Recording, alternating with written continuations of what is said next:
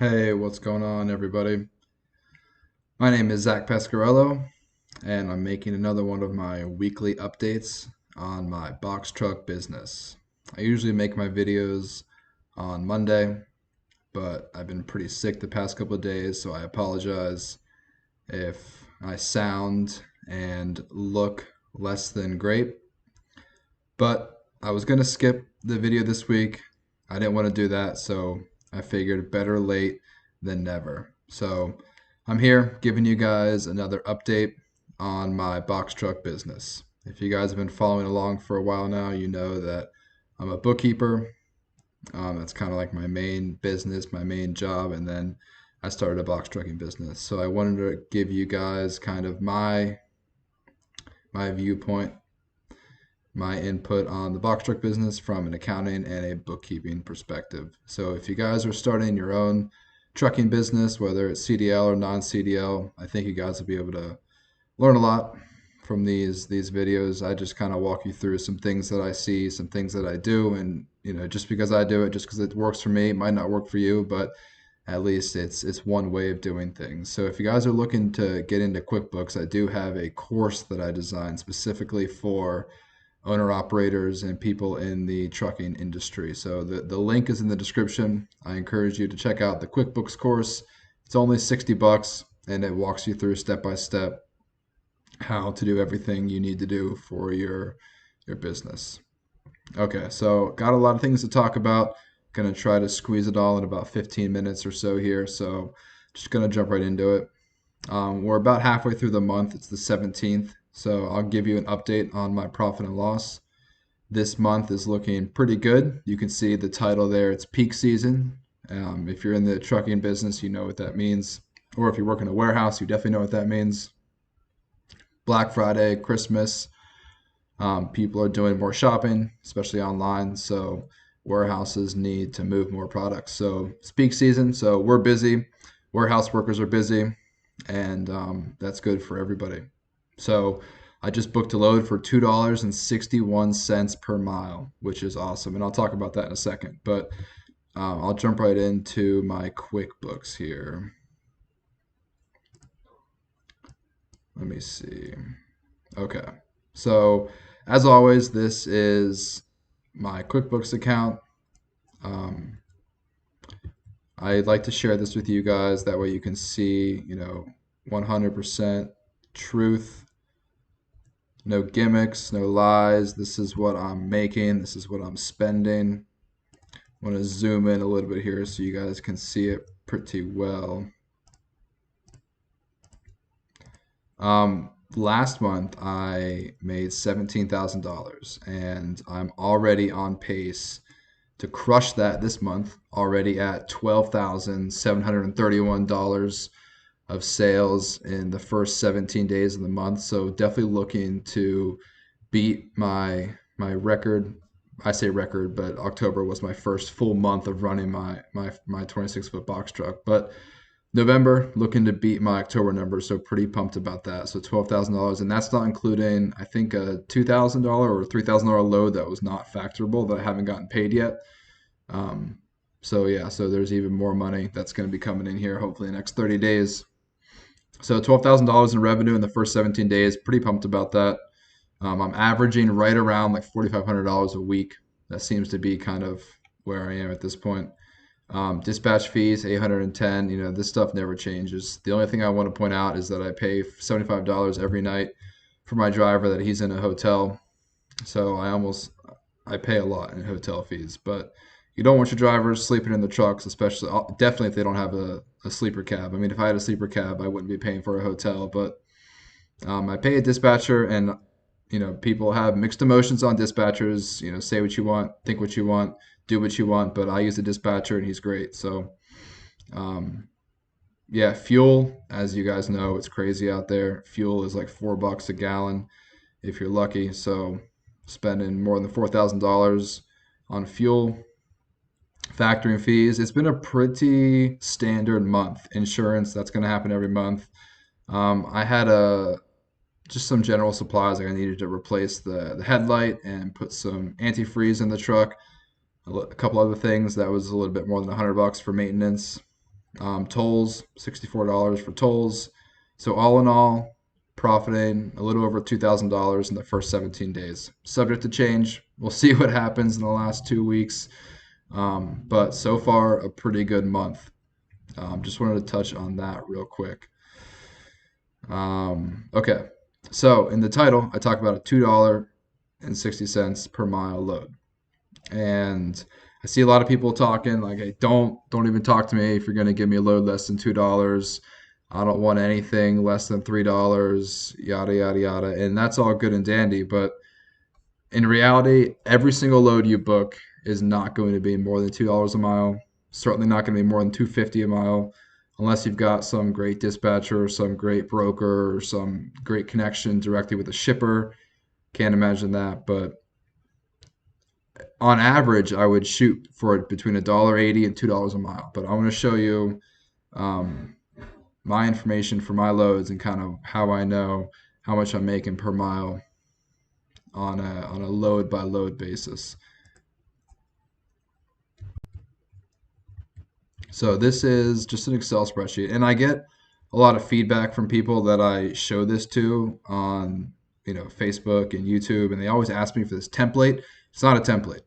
It's just an Excel spreadsheet. I just have the invoice number up top. I have the weight, the miles I drove, the pay from the rate con, and then just the pay divided by the miles to get your RPM, your rate per mile, the day I delivered it, the city I picked it up, the city I delivered it in, and the broker I used. So I get a lot of people asking me like, "Hey, can you share that template with me?" And I'm always a little bit confused because it's not a template. And maybe, if you're not super familiar with Excel, you might not even know where to start, but just open up Excel, just type in, these words up on the top here, and then just you're gonna have to manually input the information and the data anyway. So it's not a template, but I do encourage you guys to keep track of your loads like this. So you can see my most recent delivery on the 15th was $2.61 per mile. This doesn't include deadhead miles, but I try to keep all my deadhead miles less than 100 miles, so it won't really change the rate per mile too much. But what you guys can see here is that, yeah, I might have made 261 per mile one day, but then I might have made $1.78 the next day, maybe 232, $1.48, 240, 257. So it's unrealistic to say, I never want to book a load for less than $2 because I guarantee you, if you're going from, Colorado into Chicago, you're not going to be making more than $2 a mile. Like if you're going into Chicago, if you're going into Minnesota, if you're going into Detroit, one of those hot spots, you're probably not going to going out, leaving Chicago, leaving Detroit. Sure, yeah, you can make a lot of money, but going into those hot spots, you're not going to be able to make $2 a mile. Typically, what I see is they'll pay you like pretty good to go into a dead zone, and then you're going to struggle to leave the dead zone. So, like, we went to Nevada recently, and we got like I guess I have it right here, right in front of me.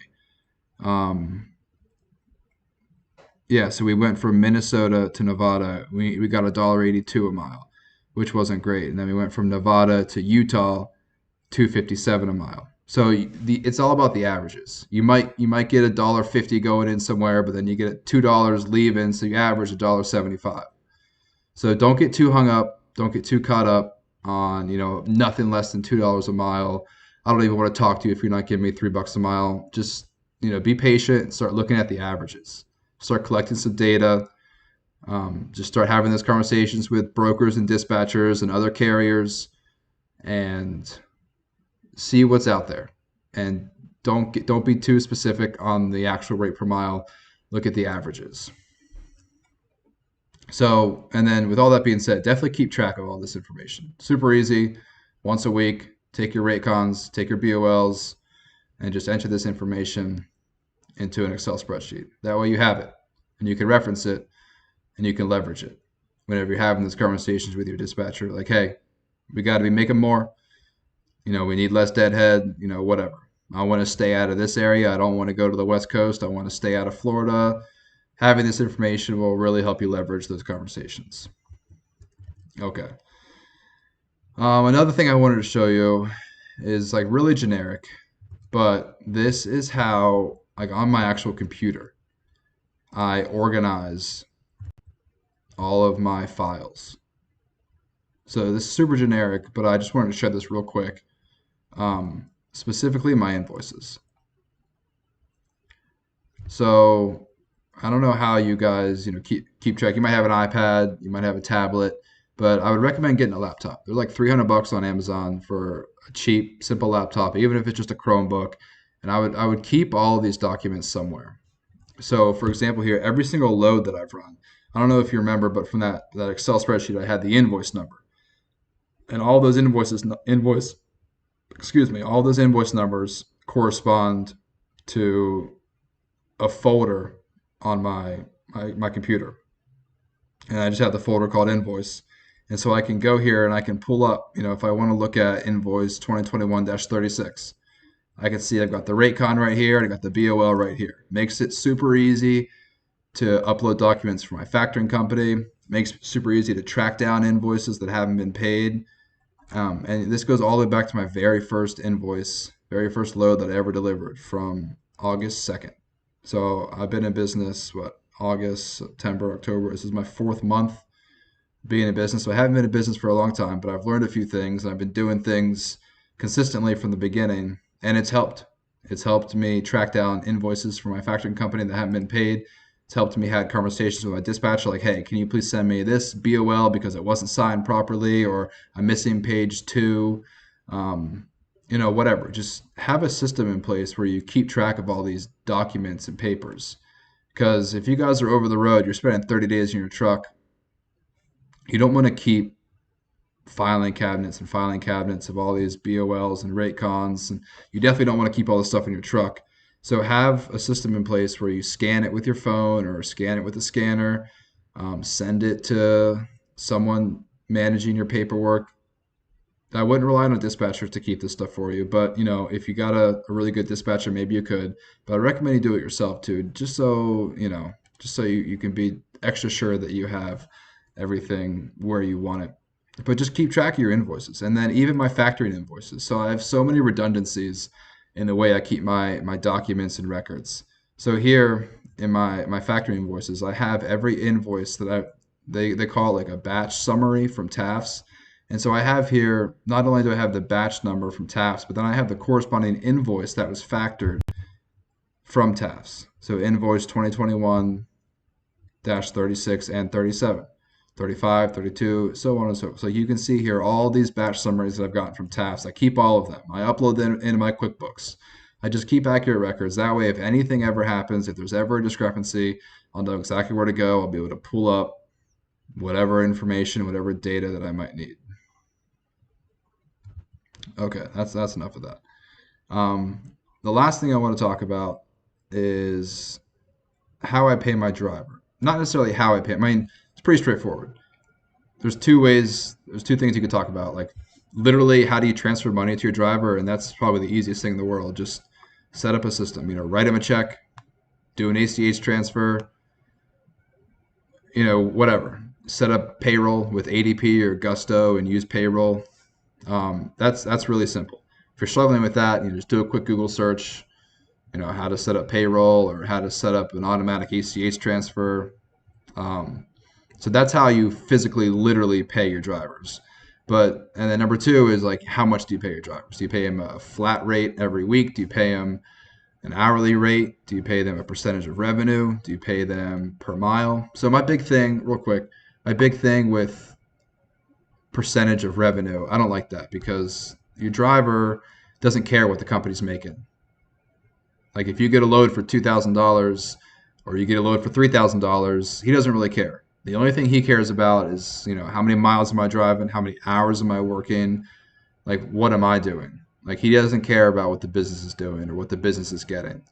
So I wouldn't do a percentage of revenue.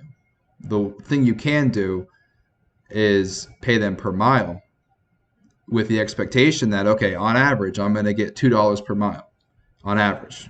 For the whole year, that's my goal, $2 per mile. And so if you pay them 50 cents a mile, you're essentially paying them 25% of your revenue without them feeling like their pay is dependent on how much the business makes, or how good of a rate con your dispatcher gets. To me, just giving them a flat per mile rate, that way they know, okay, I mean, I drive 70 miles an hour, so if I'm driving 70 miles per hour, then 70 times 50, I'm getting $35 an hour while I'm driving. That way their pay directly correlates to how much and how long they're working. I don't know. That's how I pay my drivers. I pay them between 45 cents and 55 cents per mile, depending on experience. That's just the way I do it. It's been working for me so far. But the last thing I want to show you guys is how I communicate my drivers' pay. So um, I think it's really important that as you develop your business and grow your business, you try to look as legitimate as possible. And, Walmart, Amazon, Lowe's, Home Depot, like, yeah, sure, you get a W-2, um, and like everything is pretty standardized. But for us, new owners of a trucking company, we might just have independent contractors. Maybe you don't have anyone set up on payroll. You're just paying them as a 1099 contractor. Um, so you don't really have like a W-2 to deliver them every week. So instead of just, writing them a check once a week, instead of just transferring money to their checking account once a week, try to come up with some way to like deliver to them like this document, basically, is what I'm trying to say. This is what I consider just like the paycheck. Whenever I send it to my drivers email every single week, I try to send this to their email on Wednesday, the Wednesday before they're getting paid on Friday, and just an outline of what they did the week before. That way there's no discrepancy, there's no confusion. Weeks go by and they're not like, hey, why did I only get $500 that week whenever I'm pretty sure I drove like 2,000 miles? It's like, well, first of all, I sent you your paycheck information on Wednesday before I paid you. But second of all, like, let's take a look and let's see what happened, and let's see, where you started, where your destination was, on what day. So this is super simple. This is just an Excel sheet that I kind of made, and you can see here, you just type in your driver's name. You can type in his address, whatever, his phone number, his email address. That's all pretty standard. You can include that. And then just your company name. That way it kind of looks legitimate. And we're all just kind of making this up as we go. I mean, unless you've managed a multi-million-dollar company before, you've probably never really had to send out and develop these documents before. So I just made this up as I went. It's been working for me so far. So I just had the date here, Sunday through Saturday, how many miles he drove that day, where he started, where he ended up, whether or not I paid him for a hotel. And I had the total here. It's just 500 times his rate per mile plus 75. And so that's the amount of money he made that day. And then I just continue on down Tuesday, Wednesday, Thursday, Friday. It totals up the miles. And then just miles times rate per mile totals up his mileage pay, totals up his hotel pay. Maybe you advanced your driver $110 for whatever reason. So you can just subtract that from his weekly pay. So we take total mileage pay plus total hotel pay minus any amount paid to driver in advance.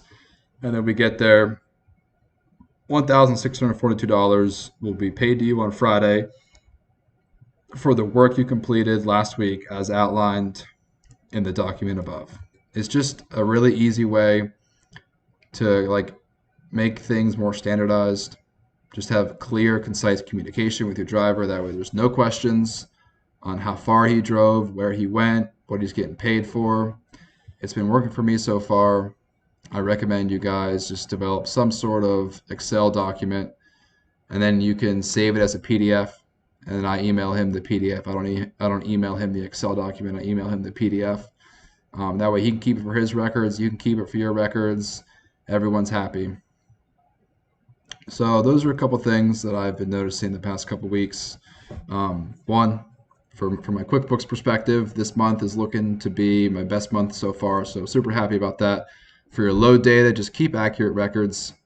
Keep accurate records of the loads you run and your invoices, whether it be on your computer or a Google Drive some way. Just keep accurate records as best you can. It might seem like a pain right now, but I promise you, weeks, months, years down the road, it'll be so helpful. And then lastly, if you guys have drivers, I recommend doing something like this Excel sheet that you can see here in the background, just to make it look as official as possible. And that way your driver understands why he's getting paid and how many miles he drove. So I hope this video was helpful. I hope it at least, shared some of my experiences, some things that have been working well for me. If you guys like the video, if you guys have any questions, go ahead and leave a comment down below. I'd be happy to answer any questions you guys might have. I'd be happy to make a video in the future about some things that you guys are struggling with. And if y'all need help with your QuickBooks, I would be happy to help out with your QuickBooks. Check out my website, harrisburgbookkeeping.com, and check out the link in the description for my $60 Intro to QuickBooks course for owner-operators. Everything you need to know from start to finish to run your own QuickBooks. Thanks for watching. Subscribe to my channel, and stay tuned for next week's